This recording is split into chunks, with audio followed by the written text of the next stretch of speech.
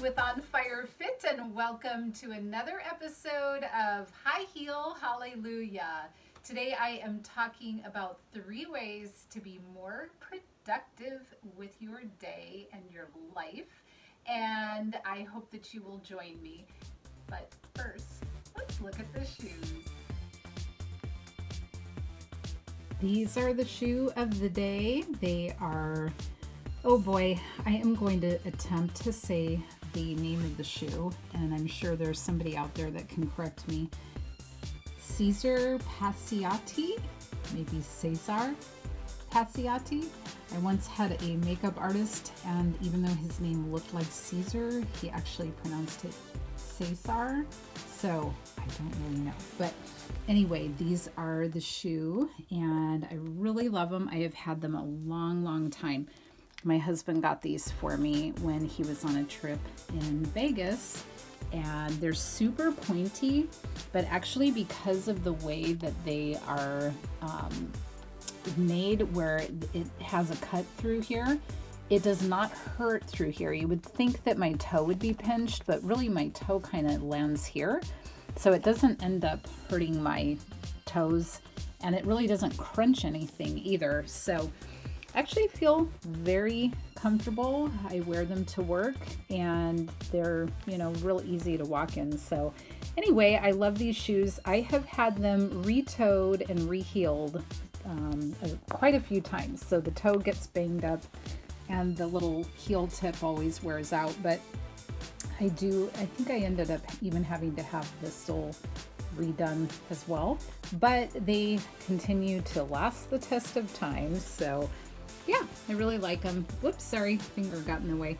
And so anyway, that is the shoe of the day. So 3 things that I do that help me be more productive, and I don't claim to have been perfect about this. I definitely like to be productive. I don't like to waste a lot of time, or let's say I like to use my time, my downtime, in a way that I want it to be used, rather than just sort of letting it fritter away.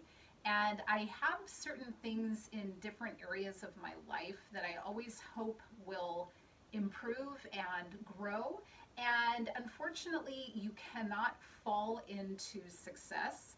You have to actually put out work, put out effort, and it's very easy to fall into laziness. It's very easy to fall into non-productive time and day, but you can definitely work toward and become successful in different areas.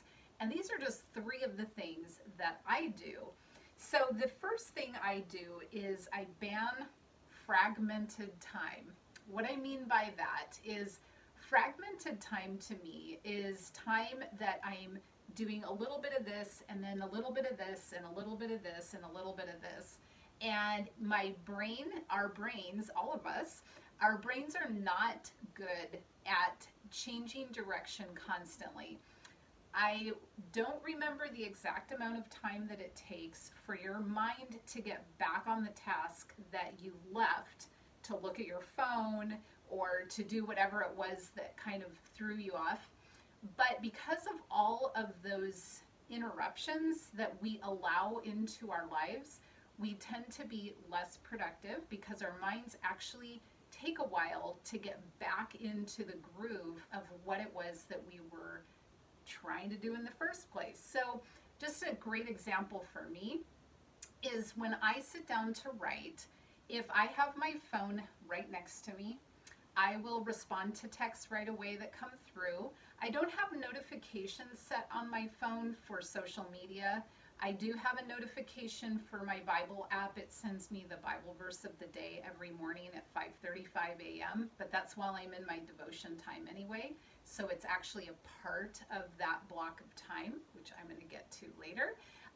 But in the time that I am really trying to write, if I allow things like text to come in, or even just the idea that my phone is there, if my mind is a little bit empty and I don't know what to write, I will tend to not even realize it, pick up my phone and start going to social media or checking my email.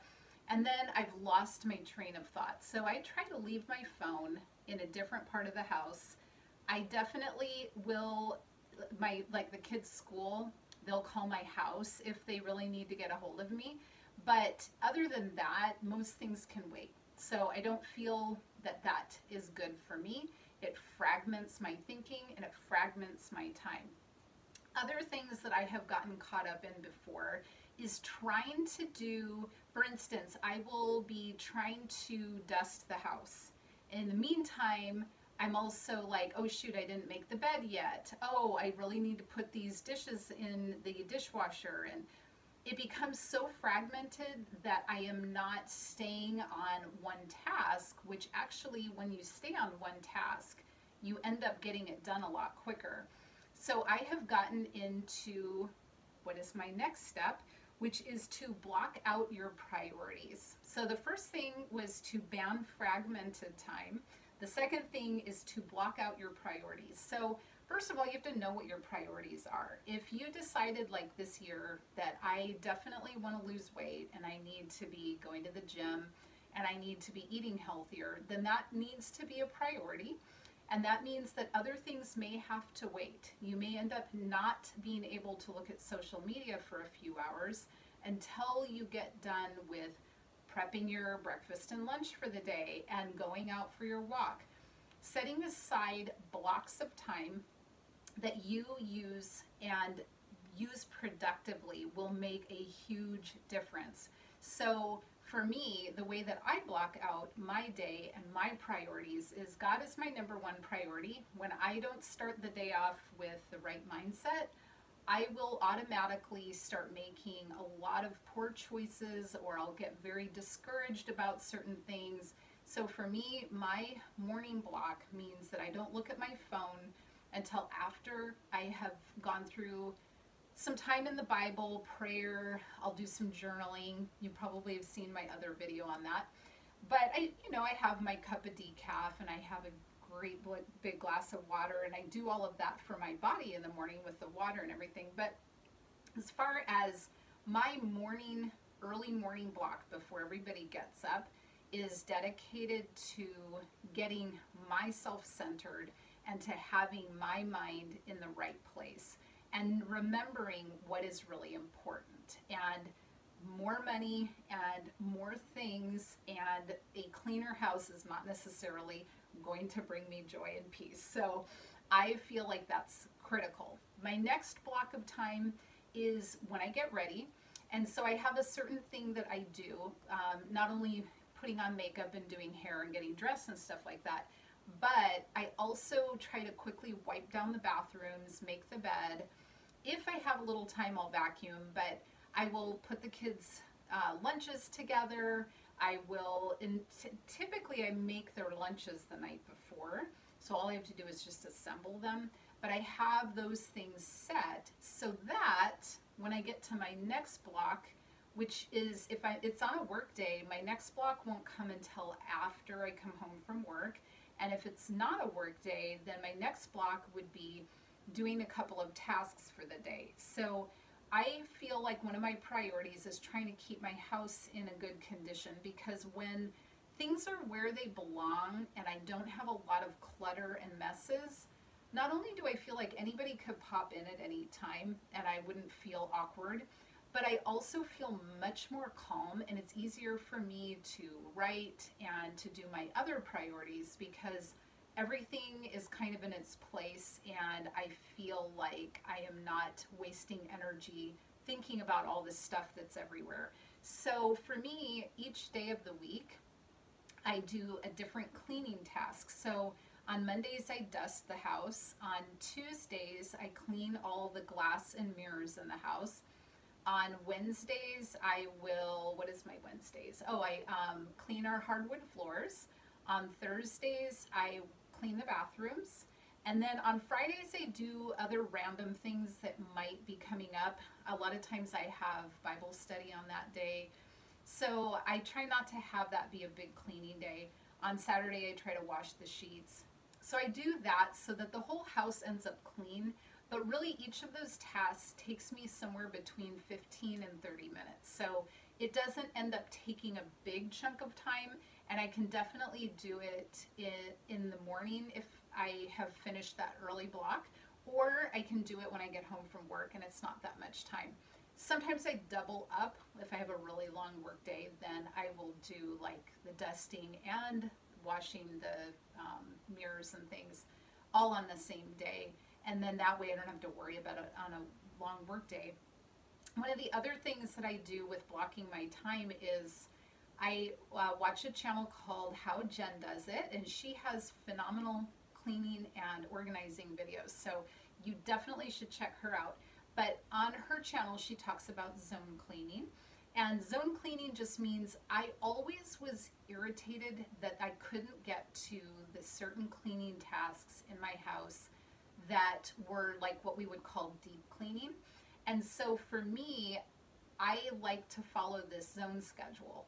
So for instance, on Monday, today, for me is Monday right now, I will be dusting the house. And then my zone right now is my kids' rooms. So I will dust their rooms very meticulously. And a lot of times I don't even go in their rooms to dust because I leave that up to them. But on my zone, when it's the zone of their bedrooms, then I go in and do more detailed dusting. And that's what I would do today. And that's it. So it ends up maybe the whole thing will take a half hour for the cleaning task as well as the zone. And then tomorrow when I do the mirrors and the glass, I'm going to do their windows. So to me, that zone makes sense to couple those together. On Wednesday when I do the floors, I'm going to clean their baseboards in their rooms. And so these little things that you never seem to get around to doing, you just kind of work them into your day. They take only like 15 minutes, but that way your house is sort of perpetually clean and you don't feel so overwhelmed. And I do admit that before I started all of this stuff, I did do a pretty thorough purge clean out of a bunch of extra stuff out of our house. I took so much stuff to the charity place that, oh my word, I can't believe we stored all that stuff. So that does help. But when you block out your time, so I have that cleaning block, then I have time just to sit and do my work, and I have focused time. I'm not fragmented, looking at my phone, trying to answer emails. I am just sitting there writing. I do have a little block of time where I try to respond to emails or respond to posts that people maybe commented on or something. So I'm trying to be very good about using my time in those chunks, and that way you feel actually more peaceful and you also are more productive because your mind is not going in a million different directions. The other third thing that I recommend for being productive is to bulk up. And I'm not talking about at the gym, although it could mean that too. So the first one was to ban fragmented time. The second one was to block out your priorities. And the last one is to bulk up. So when I say that, what I have done a lot of lately is trying to think of things that I do repeatedly each day that I could bulk up on to cut down on time. I'll give you a couple examples. So one is I usually make myself a shake or smoothie in the morning, and I found myself taking out 4 different bags of fruit and frozen vegetables, and then my bag that had frozen ginger, and then I would take out the different powders that I put in. So I put in like a protein powder, I put in a collagen, I'll interchange that with like a bone broth, I'll put cinnamon in there, apple cider vinegar and kefir, and it ended up being so many different things, and it took me so long that sometimes it was just like, oh, I just don't even want to bother with this. So I got to the point where I'm like, I have to bulk up on this. So I took a bunch of little Ziplocs, I put all the powders in like the single serving. I made them one scoop of the powder, the collagen, the bone broth, a sprinkle of cinnamon, zip it up, put it to the side. And I do like 10 or 14 of those so that it'll take me for a couple of weeks. I did the same thing with my ingredients like the frozen fruit and vegetables. So put a little bit of each in each bag, the next ingredient, zip them all up. I put them in like a shoebox in my freezer so that It's like those plastic shoebox. So they're all lined up. All I have to do is grab the bag, grab the powder, add the liquid, grind it up. Bulking up on that has saved me so much time. It's so enjoyable. It is so much easier. I've done that with just other types of food prep as well. So I will try to cut up like all the bell peppers. And I know it really depends on how fast you go through things, because sometimes you're not going to go through it fast enough and you don't want to cut things too far ahead of time. But I really try to make at least like a few days worth all at once, so that not every single day I'm trying to do another chopping thing. You know, it's much easier if you do several days at once. So that's how I recommend that you bulk up. You could do that with other things as well. I try to do things like laundry all at the same time, and then I treat myself by watching a video or watching an episode of, well, I won't tell you what, well, Married at First Sight. So I love folding laundry because it's my guilty pleasure to watch an episode of that, and I don't feel guilty because I'm actually getting something done. So I hope that you are able to take something from this and maybe make some use out of it. So think about how you can ban your fragmented time, where you are doing too many different things and maybe it's making you feel a little unsettled. Block out your priorities, decide what they are. What is it for you that's really important, and how are you going to plan those in? And then bulking up. What can you do that you do day after day after day that you could bulk up on and make it a lot more productive, so that you're not spending as much time doing that activity every day? So I hope that that helps you. Thank you so much for being with me. I know this is a high heel hallelujah, and high heel hallelujah to me is an expression of joy, because life is awesome. Even when you go through a bunch of junk, I've been through my share of bad stuff, but we always have to find joy. We always have to find a silver lining. We always have to be working off of a hope, something that drives you and moves you. For me, that's the Lord. He is everything to me. He motivates me, he inspires me, he makes my life worth living. And for me, I want to be able to serve him better. And so things like this, where I learn how to be more productive and more at peace, really help me to do what I feel is my mission on earth. And I would challenge you to do the same. What is your driving force, and what is your mission, and how can you start to move in that direction more and more every day? So thanks so much for being with me today. I hope that you are living your life on fire.